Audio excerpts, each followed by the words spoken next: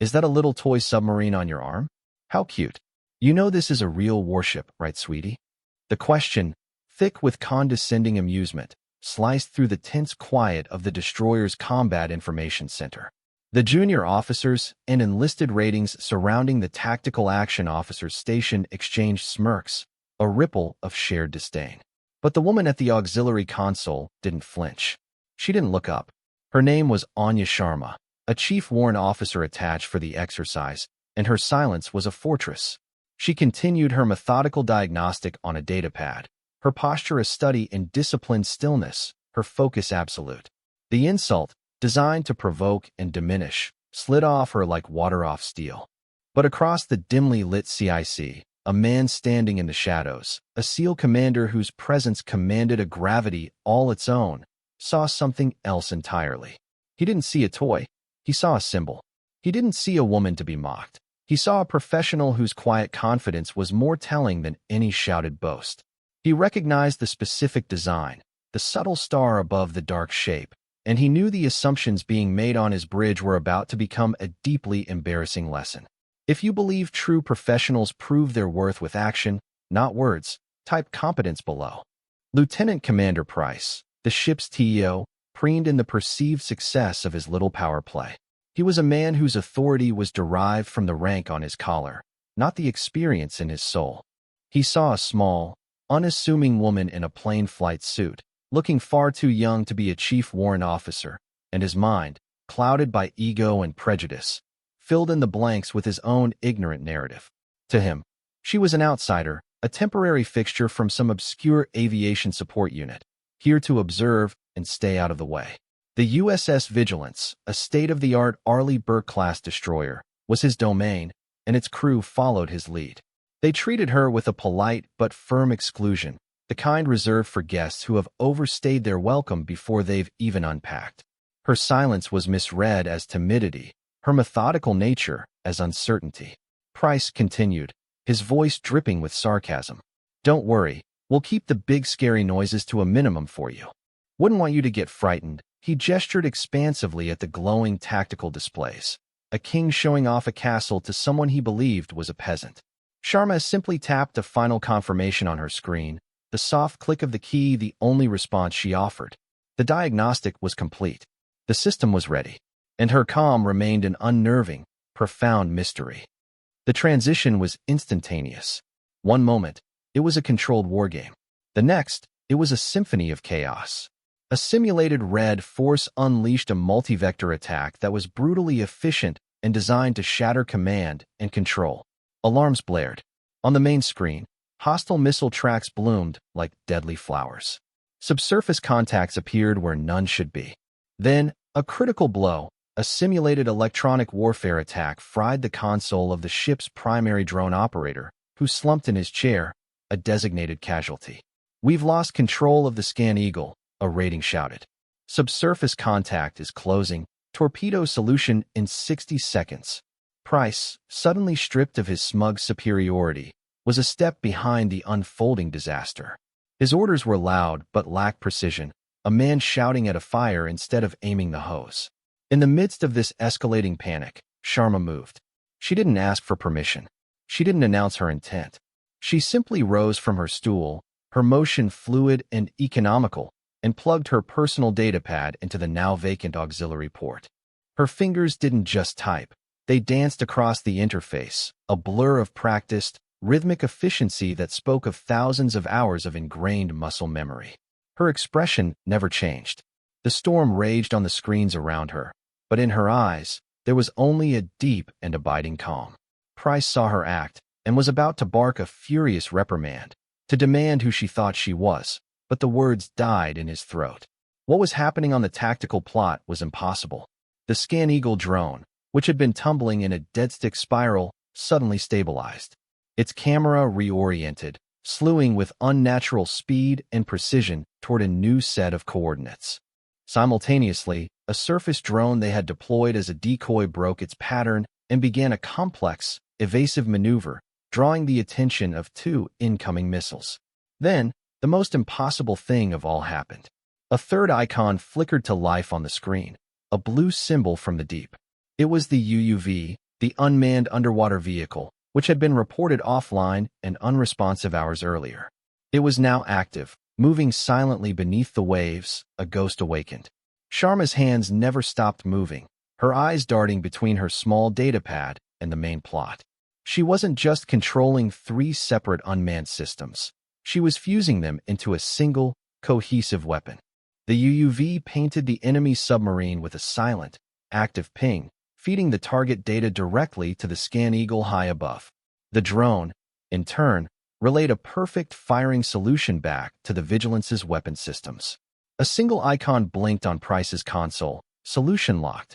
Authorize launch. In the deafening silence that followed the simulated torpedo launch and the subsequent kill notification, every single head on the bridge turned from the screens to the quiet woman with the small tattoo. Price could only whisper, a choked sound of utter disbelief. That's not possible. The UUV was dead.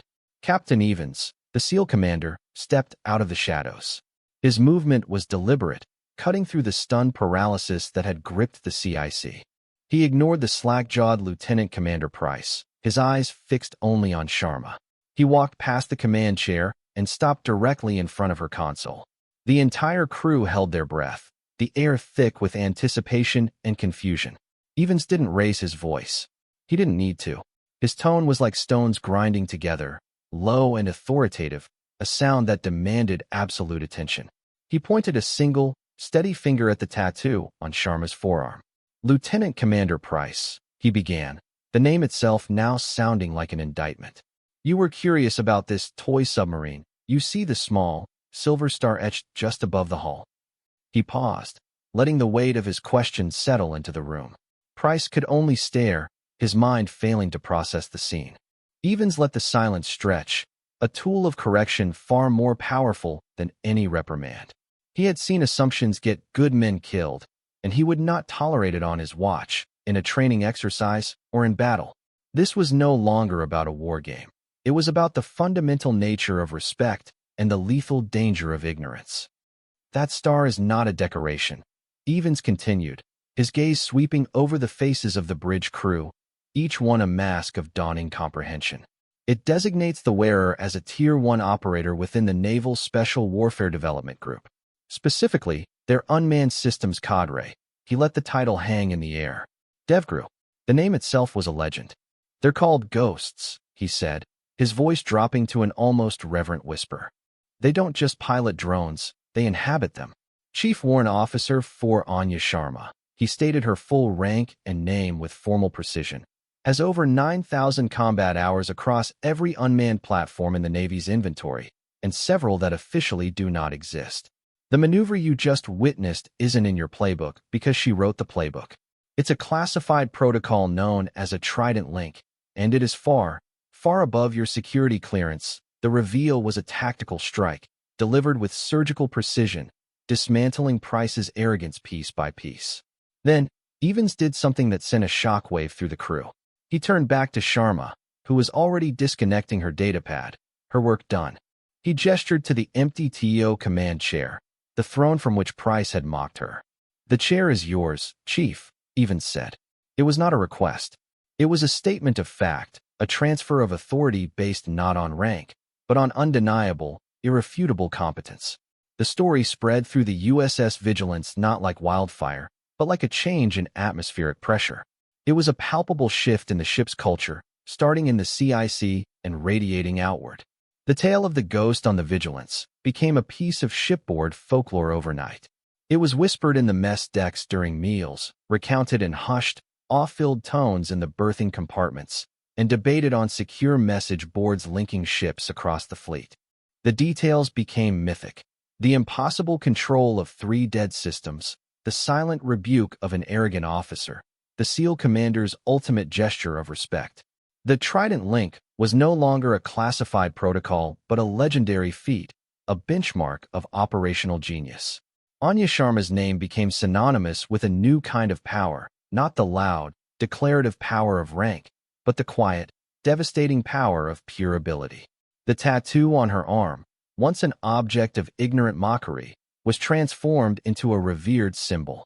Sailors would catch a glimpse of it and nod discreetly, a silent acknowledgement of the living legend in their midst, a quiet professional who had reminded an entire crew that the most lethal threats are often the ones you never see coming. Lieutenant Commander Price was not disciplined, nor was his career ruined. Captain Evans understood that true leadership wasn't about punishment. It was about forging better warriors. Price was humbled, stripped bare of his false confidence in a way no formal reprimand ever could. He was forced to look at the chasm between his assumptions and Sharma's reality, and in that chasm, he found the beginning of wisdom. A week later, long after the exercise was over, Price approached Sharma on the hangar deck. There was no sarcasm in his voice, no swagger in his posture. He stood before her, a student before a master. "Chief," he said, his voice quiet and steady. "I was wrong. I was arrogant, and I was ignorant. And I am sorry." He looked her directly in the eye. "If you're willing, I would like you to teach me. Just the basics. I need to understand." Sharma looked up from her maintenance checklist, her expression as unreadable as ever. She simply nodded. "Understood," she replied, her voice devoid of triumph or malice. "Be here at 0600 tomorrow. We'll start with system architecture." Her response was the ultimate act of a professional. It wasn't about ego or revenge. It was about making the ship and its crew better. The auxiliary port she had used in the CIC was never officially renamed, but the crew called it the Sharma port, a small, unofficial monument to the day they learned respect. Months later, the ripples of that day continued to expand. The change on the bridge of the Vigilance was profound. The casual arrogance was gone, replaced by a vigilant, searching professionalism. Lieutenant Commander Price had become a different kind of officer. He listened more than he spoke. He sought out the opinions of his junior sailors, valuing the expertise of a sonar technician or a fire control man as much as he did the officers around him. He had learned the most critical lesson of modern warfare. That competence is distributed, often in the most unexpected places, and a leader's job is to find it, not suppress it. He treated every crew member not by their rank, but by the skill they brought to the fight. He now understood that the quiet ones, the observers, the specialists who existed outside the traditional chain of command, were not distractions but force multipliers. He was becoming the kind of leader Captain Evans knew he could be, forged in the fire of his own public humiliation and reborn with a newfound humility and respect for the quiet professionals around him. The story of Chief Warrant Officer Anya Sharma and the Trident Link became more than just shipboard gossip. It became doctrine. Captain Evans ensured the after-action report, carefully declassified and redacted, was sent to the Surface Warfare Officer School in Newport. It was incorporated into the curriculum not as a lesson in unmanned warfare, but as a mandatory case study in leadership, perception, and the mortal danger of assumption. A generation of new naval officers would now learn about the quiet warrant officer who, with nothing more than a datapad and a deep well of experience, outmaneuvered a simulated enemy and a flawed command structure simultaneously. The lesson was hammered home. Do not judge by appearance. Do not mistake silence for weakness. Do not assume your rank makes you the most capable person in the room. True legacy isn't what you achieve, but what you inspire. It's the standard that lives on after you're gone. It's the quiet competence that becomes the new benchmark for excellence, a silent testament to the fact that respect is never given. It is always, and without exception, earned. For more stories where quiet competence triumphs over loud assumption and where professional skill defines their worth, subscribe to Unknown Heroine Stories.